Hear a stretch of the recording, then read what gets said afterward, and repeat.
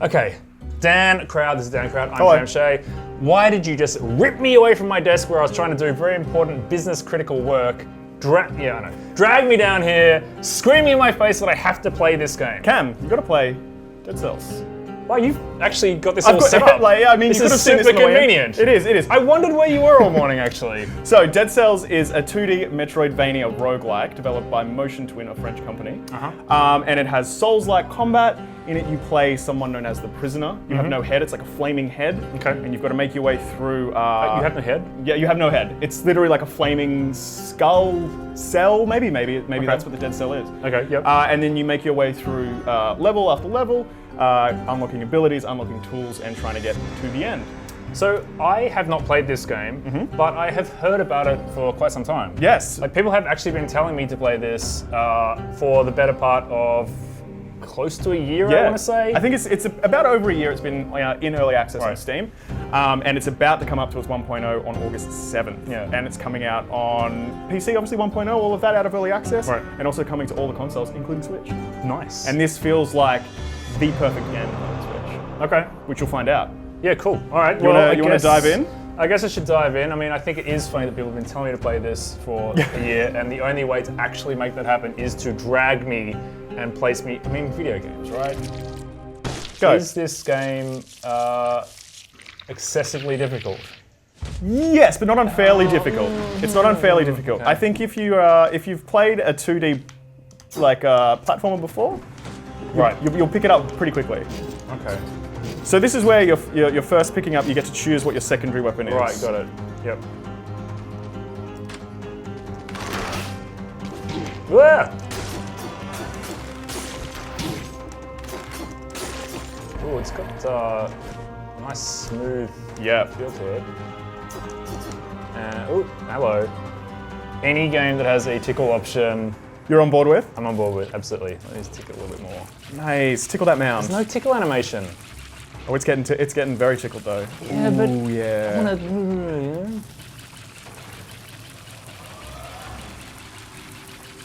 How long should I tickle for? I feel like you've excessively tickled at this point. I'm uncomfortable. It's bound to do something soon. Yeah, sure. No? I think we've tickled enough. Right. So the thing that's really interesting about this game is that it doesn't, apart from telling you which buttons do what, it doesn't tell you anything else. Right. It's all, much like Dark Souls, it's up to you to figure out how best to tackle things or what certain things might do. Like the tickle thing, like what that could be. Oh, no. Now you can rub. Yes! This is why you told me to play the game. It's Now got you're rubbing. getting it. It's got tickling. It's got all the... Next I'm gonna be... Ooh, got each other chest. I was hoping for that Mercy skin. I didn't even look at that.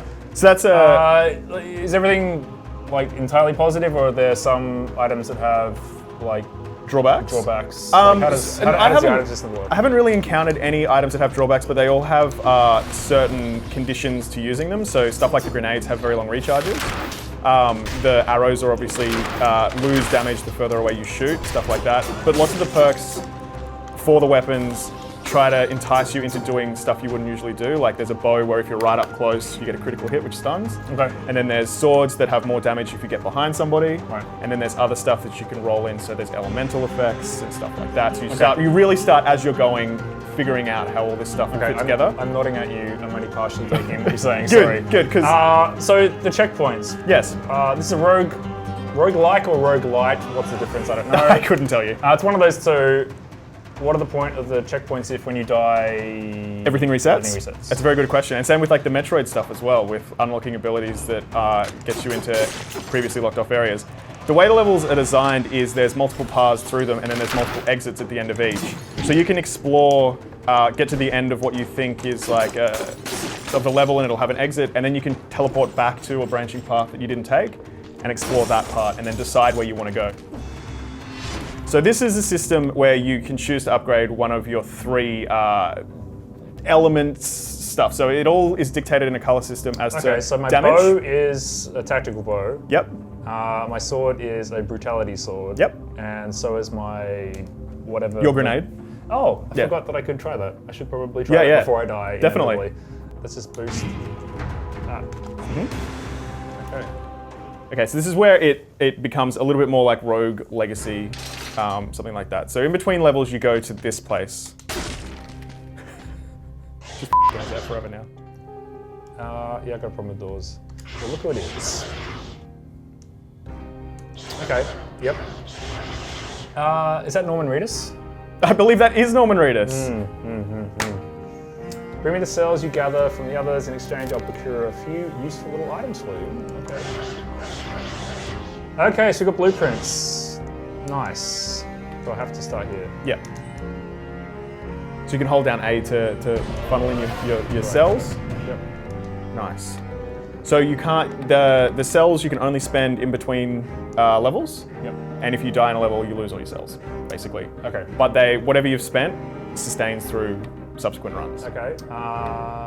Mutations. So he gives you mutations, which are permanent buffs, which are run-specific buffs. So you get certain things, and they're also color-coded as well. Yep. So I would recommend there's one right at the bottom that you should absolutely always take. Oh, that's so good. Yeah. Okay, wait, so what does it cost? So it's free. You get to choose one mutation, Okay. but you can only have a maximum of 3 mutations, but you get 1 per room you get to. Okay. And so I've got to basically stumble across another shop to spend my coins or whatever. Yeah, so another I don't know what he's called, the weird guy.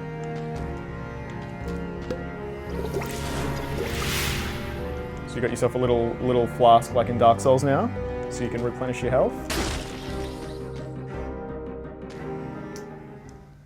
Hey Dan, Hey. do you want to hop into your game Sure. and show us like where things Yeah, are a for few sure. more hours in? Sure. So I've unlocked a buff that lets me keep my treasure. And here is where you see all the stuff, like the items that I've unlocked through my Oh, that's awesome. run. So basically, at the end, once you've finished it and you've unlocked absolutely everything, these will all be full of stuff. Wow. But I don't want to ruin all the mysteries of this. So how much has this game changed over the course of its early access? It's changed a lot. I came to it quite late. Did I have that move? Yes, you did have that move. So this is what I mean. There's things that you can do that you absolutely won't know unless you sit here and experiment. See, mine says Here we go. use now.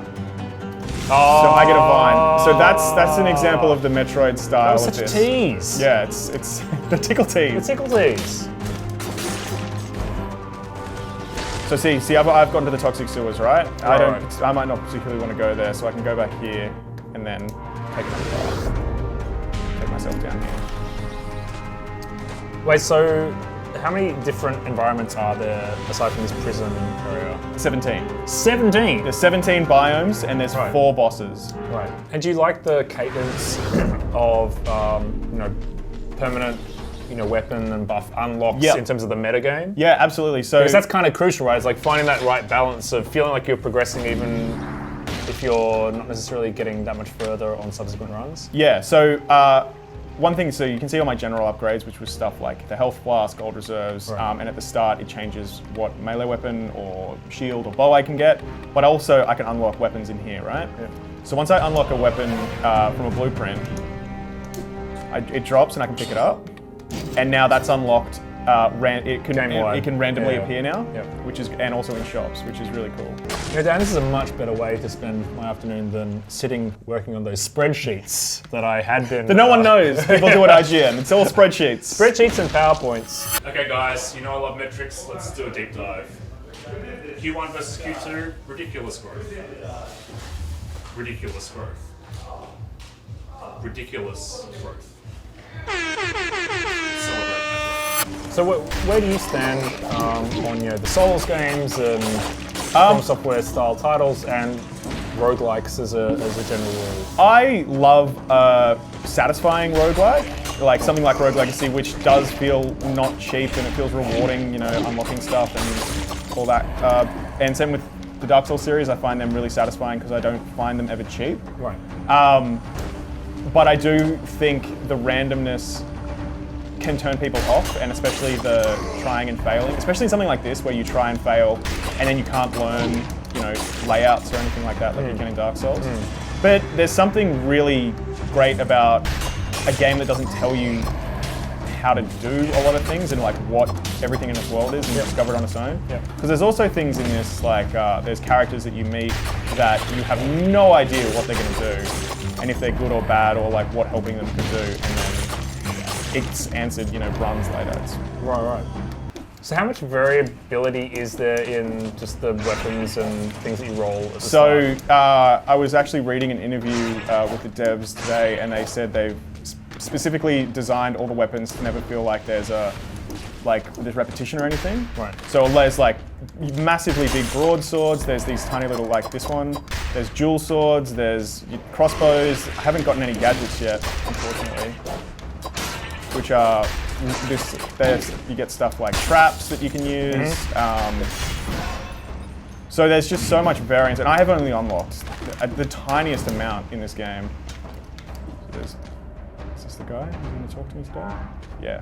So this guy, he asked me to go and kill somebody and get an item back for him. Right. And I've died multiple times since then, and every time I come past, he's like, give it back to me. Right. And I give him the finger. So I don't know what's going to happen with that. Oh, I'm so effing close to death. Oh boy. Yeah, falling in that toxic And now I'm sludge dead. is probably Anyway, an ignominious way to go. there I go. But that's Dead Cells in cool, a man. nutshell. Yeah, it's very, very cool. And Awesome art style as well. yeah, and I reckon this pixel art is going to take off. you reckon? That's my guess. Uh-huh. Yep, that's my prediction. I think indie games might embrace it. That's my I guess. think indie games might cotton onto this Metroidvania style of like a roguelite or something. something along those lines. Yeah. What do you think? Although I think we should call them roguish games. Yeah, we need to drop like and like and all that kind of stuff. It's a bizarre kind of semantic thing. At this point. Yeah. Yeah, it's really cool. I will play this game. Yeah. Thank you for dragging me away from my desk course. and plying me with beer and video games. Video game. And August 7th you can play it. Oh, that's good to hear. All in early access right now. Bye! Dead Cells. All right, thanks, Dan. Thanks, man. Bye.